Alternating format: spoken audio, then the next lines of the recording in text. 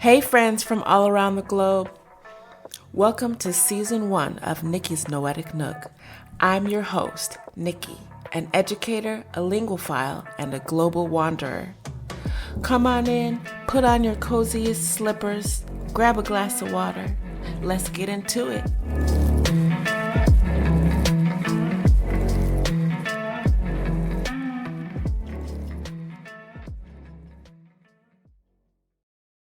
Hey friends, welcome back. In last week's episode, Chapter 8 of Matilda, we were introduced to the headmistress, Miss Trunchbull. Now, in Miss Honey's class, she was so amazed with Matilda. She took it upon herself to lobby for Matilda's advancement into a more compatible grade. However, Miss Honey was met with resistance by Miss Trunchbull, who, like Matilda's parents, preferred to believe the worst about this little girl. In the next chapter, chapter 9, we learn even more about the parents and Miss Honey's visit. Let's get it going. Chapter 9, The Parents. When Miss Honey emerged from the headmistress' study, most of the children were outside in the playground. Her first move was to go round to the various teachers who taught the senior class and borrow from them algebra, geometry, French, English literature, and the like. Then she sought out Matilda and called her into the classroom. "There's no point," she said, "in you sitting in class doing nothing while I am teaching the rest of the form the 2 times table and how to spell cat and rat and mouse. So during each lesson, I shall give you one of these textbooks to study.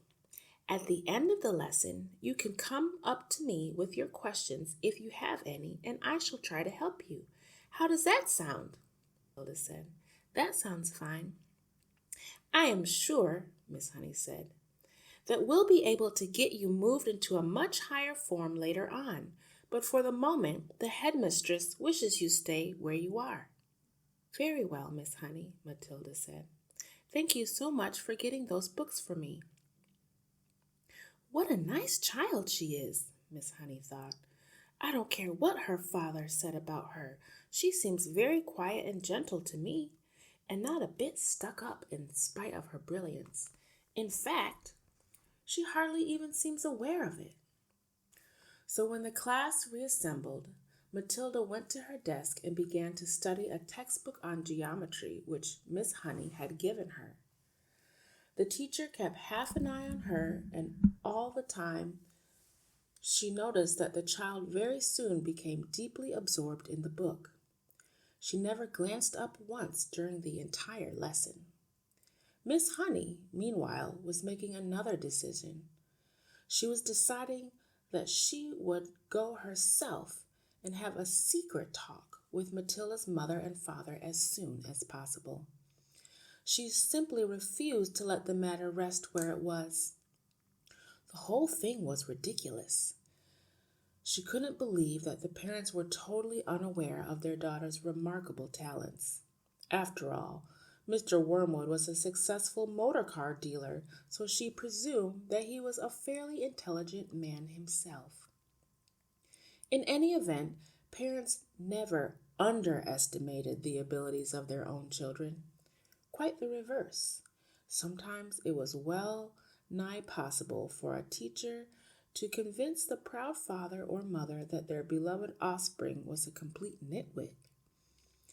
Miss Honey felt confident that she would have no difficulty in convincing Mr. and Mrs. Wormwood that Matilda was something very special indeed. The trouble was going to be to stop them from getting over-enthusiastic. And now Miss Honey's hopes began to expand even further. She started wondering whether permission might not be sought from the parents for her to give private tuition to Matilda after school. The prospect of coaching a child as bright as this appealed enormously to her professional instinct as a teacher. And suddenly she decided that she would go and call. She would go fairly late, between 9 and 10 o'clock, when Matilda was sure to be in bed. And that is precisely what she did. Having got the address from the school records, Miss Honey set out to walk from her own home to the Wormwoods' house shortly after 9. She found the house in a pleasant street where each smallish building was separated from its neighbors by a bit of garden. It was a modern brick house that could not have been cheap to buy, and the name on the gate said Cozy Nook. Nosy Cook might have been better, Miss Honey thought. She was given to playing with words in that way. She walked up the path and rang the bell, and while she stood waiting, she could hear the television blaring inside. The door was opened by a small, ratty-looking man with a thin, ratty mustache who was wearing a sports coat that had an orange and red stripe in the material. "Yes," he said, peering out at Miss Honey. "If you're selling raffle tickets, I don't want any." "I'm not," Miss Honey said. "And please forgive me for butting in on you like this. I am Matilda's teacher at school, and it is important I have a word with you and your wife." "Got into trouble already, has she?" Mr. Wormwood said, blocking the doorway. "Well, she's your responsibility from now on. You'll have to deal with her." "Oh, she is in no trouble at all," Miss Honey said. "I have come with good news about her. Quite startling news, Mr. Wormwood.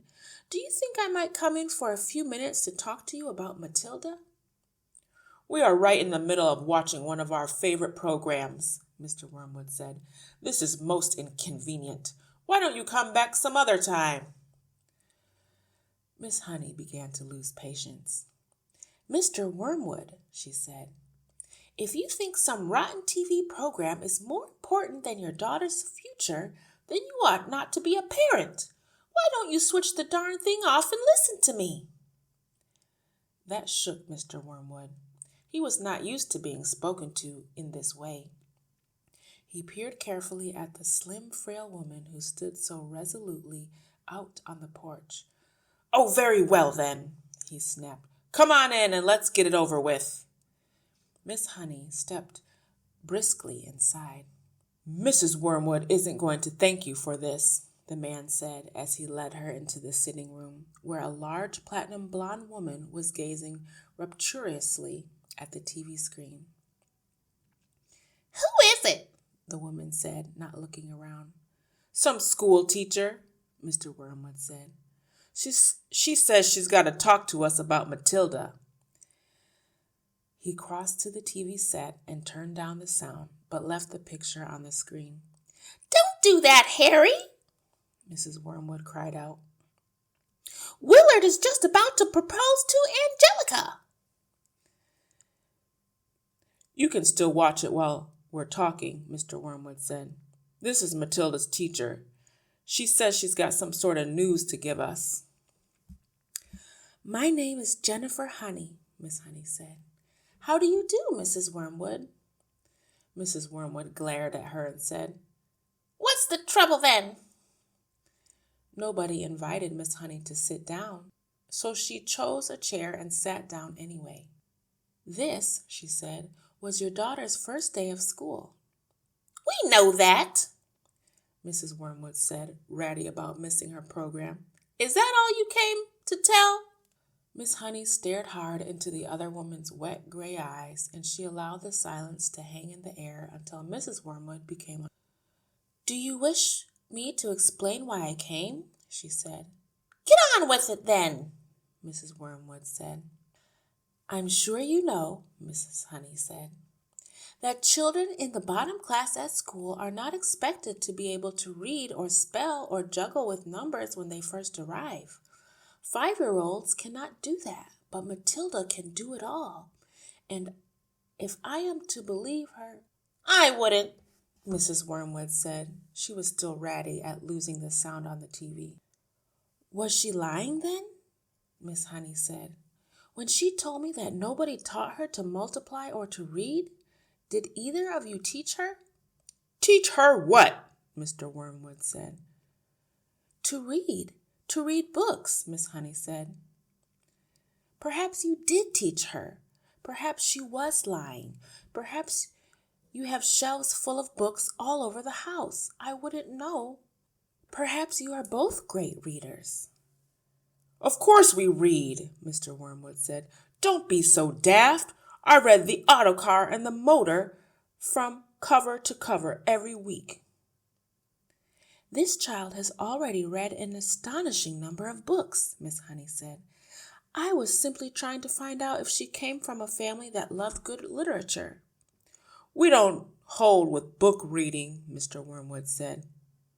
You can't make a living from sitting on your fanny and reading storybooks. We don't keep them in the house. I see, Miss Honey said. Well, all I came to tell you was that Matilda has a brilliant mind, but I expect you knew that already. Of course I knew she could read, the mother said. She spends her life up in her room, buried in some silly book. But does it not intrigue you, Miss Honey said, that a little 5-year-old child is reading long adult novels by Dickens and Hemingway? Doesn't that make you jump up and down with excitement? Not particularly, the mother said. I'm not in favor of blue-stocking girls. A girl should think about making herself look attractive so she can get a good husband later on. Looks is more important than books, Miss Hunky. The name is Honey, Miss Honey said. Now, look at me, Mrs. Wormwood said. Then look at you. You chose books. I chose looks. Miss Honey looked at the plain, plump person with a smug suet pudding face who was sitting across the room. What did you say? She asked. I said you chose books and I chose looks, Mrs. Wormwood said. And who's finished up the better off? Me, of course. I'm sitting pretty in a nice house with a successful businessman, and you're left slaving away teaching a lot of nasty little children the ABCs. Quite right, Sugar Plum, Mr. Wormwood said, casting a look of such simpering sloppiness at his wife. It would have made a cat sick. Miss Honey decided that if she was going to get anywhere with these people, she must not lose her temper. I haven't told you all yet, she said. Matilda, so far as I can gather at this early stage, is also kind of a mathematical genius. She can multiply complicated figures in her head like lightning. What's the point of that when you can buy a calculator? Mr. Wormwood said. A girl doesn't get a man by being brainy, Mrs. Wormwood said. Look at this film star, for instance, she added, pointing to the silent TV screen, where a bosomy female was being embraced by a craggy actor in the moonlight. You don't think she got him to do that by multiplying figures at him, do you? Not likely. And now he's going to marry her. You see, if he doesn't, and she's going to live in a mansion with a butler and lots of maids. Miss Honey could hardly believe what she was hearing. She had heard that parents like this existed all over the place and that their children turned out to be delinquents and dropouts. But it was still a shock to meet a pair of them in the... Matilda's trouble, she said, trying once again, is that she is so far ahead of everyone else around her that it might be worth thinking about some extra kind of private tuition. I seriously believe that she could be brought up to university standard in 2 or 3 years with the proper teaching. University, Mr. Wormwood shouted, bouncing up in his chair. Who wants to go to university for heaven's sake? All they learn there is bad habits. That is not true, Miss Honey said. If you had a heart attack this minute and you had to call a doctor, that doctor would be a university graduate. If you got sued for selling someone a rotten second-hand car, you'd have to get a lawyer and he'd be a university graduate, too. Do not despise clever people, Mr. Wormwood, but I can see we're not going to agree. I'm sorry I burst in on you like this. Miss Honey rose up from her chair and walked out of the room. Mr. Wormwood followed her to the front door and said, "Good of you to come, Miss Hawks, or is it Miss Harris?" "It's neither," Miss Honey said, "but let it go." And away she went. And that's a wrap, friends, for Chapter 9. So, in this chapter, Miss Honey had quite an interesting interaction with Matilda's parents. If you were in Miss Honey's shoes, how would you have handled this situation with Matilda's parents? What would you do next? Leave your thoughts and ideas, and I'll see you in the next episode. That's a wrap for today's episode. Be sure to share this with your friends. Do you have any suggestions for Season 2? Leave a comment, and don't forget to like and subscribe. Or you can also send me an email at nnniklee@posteo.org. That's posteo.org. Don't forget to leave your slippers at the door, and we'll see you next time at Nikki's Noetic Nook.